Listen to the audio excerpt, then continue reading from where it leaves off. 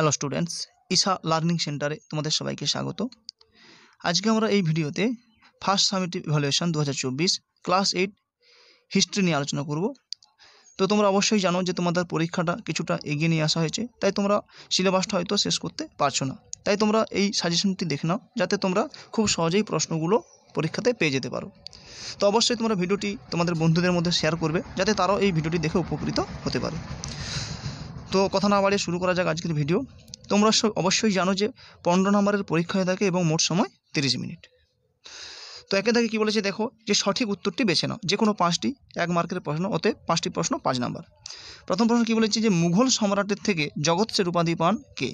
তো অবশ্যই তোমরা জানো যে ফতেহ চাঁদ। তো মুঘল সম্রাটের কাছ থেকে জগৎ সের উপাধি পান ফতেহ চাঁদ। পরের প্রশ্ন, ইন্ডিয়ান পিনাল কোড রচনা করেন কে? তো ইন্ডিয়ান পিনাল কোড রচনা করেন উইলিয়াম বেন্টিং। পরের প্রশ্ন কী বলেছে, সলবাইয়ের সন্ধি ইঙ্গ মারাঠাদের মধ্যে কত খ্রিস্টাব্দে হয়েছিল? তো সলবাইয়ের সন্ধি ইঙ্গ মারাঠাদের মধ্যে 1782 খ্রিস্টাব্দে হয়েছিল। পরের প্রশ্ন কী বলেছে, অপশাসনের অজুহাতে ইংরেজরা কোন রাজ্য দখল করেন? তো অপশাসনের অজুহাতে ইংরেজরা যে রাজ্যটি দখল করেন সেটা হচ্ছে অযোধ্যা। এই প্রশ্নটি তোমাদের জন্য খুবই ইম্পর্টেন্ট, ঠিক আছে? তো পরের প্রশ্ন, এটিও খুব গুরুত্বপূর্ণ প্রশ্ন, এই প্রশ্নটি বারবার আসতে দেখা যায়। তো বাংলার নদীপথ জরিপ করেছিলেন কে? বাংলার নদীপথ জরিপ করেছিলেন জেমস রেনেল। পরে 2 দাগে কী বলেছে দেখো, নিচের প্রশ্নগুলির উত্তর দাও একটি বাক্যে, যে কোনো 3টি প্রশ্নের, ঠিক আছে? তো প্রথম প্রশ্ন কী বলেছে, ভারতে প্রথম সুপ্রিম কোর্ট কোথায় স্থাপিত হয়? ভারতে প্রথম সুপ্রিম কোর্ট স্থাপিত হয় কলকাতাতে। পরের প্রশ্ন, বাংলা প্রেসিডেন্সি কোন কোন অঞ্চল নিয়ে গড়ে উঠেছিল? তো বাংলা প্রেসিডেন্সি বাংলা, বিহার, উড়িষ্যা, অসম ও ত্রিপুরা, এই 5টি অঞ্চল নিয়ে গড়ে উঠেছিল। পরের প্রশ্ন খুব গুরুত্বপূর্ণ, বোর্ড অফ কন্ট্রোল কোন আইন বলে তৈরি হয়? তো বোর্ড অফ কন্ট্রোল 1784 খ্রিস্টাব্দে পিটের ভারত শাসন আইন অনুসারে তৈরি হয়। এবার 3 দাগে কী বলেছে দেখো, যে কোনো 2টি প্রশ্নের উত্তর দাও 2-3টি বাক্যে, প্রত্যেকটি প্রশ্নের মান 2।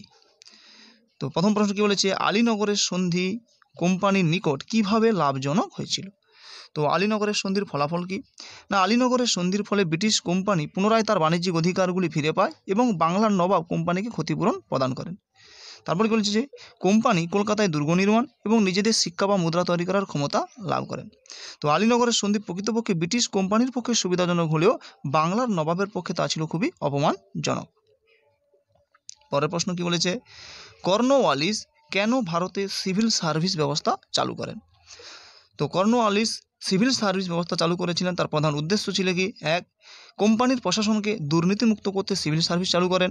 2, কর্নওয়ালিস উপলব্ধি করেছিলেন যে কর্মচারীদের উপযুক্ত বেতন না দিলে তাদের কাছ থেকে সততা ও দক্ষতা লাভ করা সম্ভব নয়।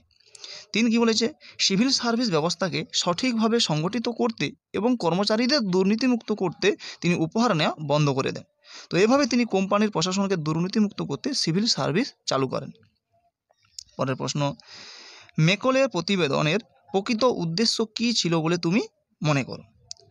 তো উত্তর কী বলেছে দেখো, যে মেকলের প্রতিবেদনের প্রকৃত উদ্দেশ্য কি? 1, মেকলের বক্তব্য অনুযায়ী ভারতবর্ষে একমাত্র পাশ্চাত্য শিক্ষা প্রসারের মাধ্যমে ভারতীয় জনগণের মধ্যে প্রকৃত জ্ঞানের উন্মেষ ঘটবে। 2, তিনি মনে করেছিলেন যে পাশ্চাত্য শিক্ষাকে ভারতবর্ষের উচ্চবিত্ত ও মধ্যবিত্ত জনগণের মধ্যে ছড়িয়ে দিলে ক্রমপরিশ্রুত নীতি অনুযায়ী তা সাধারণ মানুষ তথা নিম্নবিত্তদের মধ্যে পাশ্চাত্য শিক্ষাকে পৌঁছে দেবে। পরের প্রশ্ন কী বলেছে, ব্রিটিশ ভারতে আইনের শাসন বলতে কী বোঝো? তো আইনের শাসন কি? না, ভারতে ইংরেজ শাসনের সবচেয়ে বড় অবদান হলো আইনের শাসন প্রতিষ্ঠা। আইনের শাসন বলতে বোঝায় দেশের সকলকে একই আইন মেনে চলতে বাধ্য করা, আইনের দৃষ্টিতে সকলেই সমান এবং কেউ আইনের ঊর্ধ্বে নয়, এই নীতি মেনে চলা। পরের প্রশ্ন কী বলেছে, যে পলাশির যুদ্ধ ও বক্সারের যুদ্ধের মধ্যে ঐতিহাসিক গুরুত্ব নিরীক্ষে কোন যুদ্ধ বেশি তাৎপর্যপূর্ণ বলে তুমি মনে করো? এইটা লং প্রশ্নের জন্য, অর্থাৎ 3 নম্বরের প্রশ্নের জন্য খুবই ইম্পর্ট্যান্ট, ঠিক আছে? তো তোমরা এই প্রশ্নটি সহায়িকা থেকে করলে একটু বড় রয়েছে, তোমরা এখান থেকে এটা খাতাতে তুলে করে নিতে পারো যাতে তোমাদের সুবিধা হয়। তো কী বলেছে, যে ভারতে ব্রিটিশ কোম্পানির ক্ষমতা বিস্তারে বক্সার যুদ্ধের গুরুত্ব। 1, কী বলেছে, ভারতে ব্রিটিশ কোম্পানির ক্ষমতা বৃদ্ধি।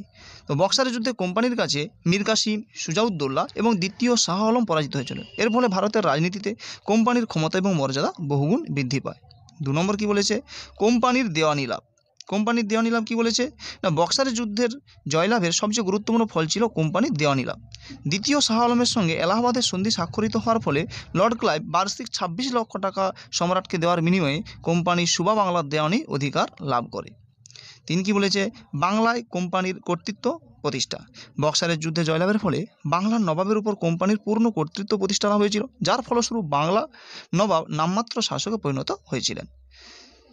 4 কি বলেছে, ইংরেজ বাহিনীর মর্যাদা এবং শ্রেষ্ঠত্ব বৃদ্ধি। বক্সারের যুদ্ধে জয়লাভের ফলে ইংরেজ বাহিনীর মর্যাদা এবং শ্রেষ্ঠত্ব দুই বৃদ্ধি পেয়েছিল। তাই সব দিক থেকে বিচার করলে ভারতে ব্রিটিশ কোম্পানির ক্ষমতা বিস্তারের ক্ষেত্রে পলাশী যুদ্ধের তুলনায় বক্সারের যুদ্ধ খুবই গুরুত্বপূর্ণ। পরে আরেকটি প্রশ্ন রয়েছে, তোমাদের 3 নম্বরে 2টি প্রশ্ন থাকবে, যে কোনো একটি করতে হবে। তো আরেকটি কী বলেছে, উডের ডিসপ্যাচকে ম্যাগনা কার্টা বা মহাসনদ বলা হয় কেন? তো বোর্ড অফ কন্ট্রোলের সভাপতি চার্লস উড ভারতে পাশ্চাত্য শিক্ষার প্রসারের জন্য 1854 খ্রিস্টাব্দের 19 জুলাই একটি নির্দেশনামা প্রকাশ করেন, যা চার্লস উডের প্রতিবেদন নামে পরিচিত। তো সেখানে কি বলা হয়েছিল না, চার্লস উডের সুপারিশটা কী ছিল না, কলকাতা, বোম্বাই ও মাদ্রাজে একটি করে বিশ্ববিদ্যালয় প্রতিষ্ঠা করা, শিক্ষার প্রসারের জন্য স্বতন্ত্র শিক্ষা বিভাগ গঠন করা এবং দেশীয় ভাষার মাধ্যমে সাধারণ শিক্ষা প্রদান করা। তো চার্লস উডের নির্দেশনামার ফলে 1857 খ্রিস্টাব্দে কলকাতা, বোম্বাই ও মাদ্রাজে বিশ্ববিদ্যালয় প্রতিষ্ঠিত হয় এবং 1854 খ্রিস্টাব্দের আগে যেখানে বিশ্ববিদ্যালয়ের সংখ্যা ছিল মাত্র 169টি, সেখানে 1882 খ্রিস্টাব্দের মধ্যে সারা ভারতে সরকারি বিশ্ববিদ্যালয়ের সংখ্যা বেড়ে হয় 1363টি। তো ভারতের শিক্ষার ইতিহাসে এটি ছিল এক অন্যতম উল্লেখযোগ্য ঘটনা। এই জন্য উডের নির্দেশনামাকে শিক্ষার মহাসনদ বা ম্যাগনা কার্টা বলা হয়। তো এই ছিল আজকের সাজেশান। আশা করি তোমরা যদি এই সাজেশানটি করে নাও 90% প্রশ্ন এখান থেকে তোমরা পেয়ে যাবে। তাই তোমরা ভিডিওটি তোমার বন্ধুদের মধ্যেও শেয়ার করে দাও, যাতে তারা এই ভিডিওটি দেখে কিছুটা উপকৃত হতে পারে, বিকজ শেয়ারিং ইজ কেয়ারিং। তো আজকের ভিডিওতে এই পর্যন্ত। আশা করি ভিডিওটি তোমাদের ভালো লেগেছে। তো ভিডিওটি যদি ভালো লেগে থাকে তোমরা একটা লাইক করে দাও এবং চ্যানেলটিকে সাবস্ক্রাইব করে নাও। তো পরবর্তী ভিডিওতে আমরা পরবর্তী একটি বিষয় নিয়ে আলোচনা করব। ধন্যবাদ।